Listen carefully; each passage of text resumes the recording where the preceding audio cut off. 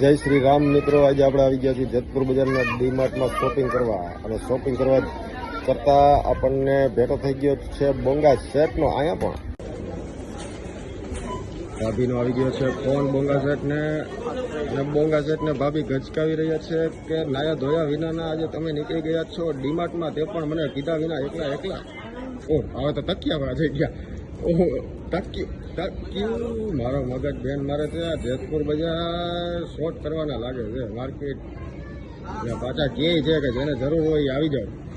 હું ક્યાંય નહીં આવું. હું આવી તો આવે, જરૂર હોય તો આવે. આપણે એવી કોઈ સેવા જ નથી દેવાની, દેવા જવાની.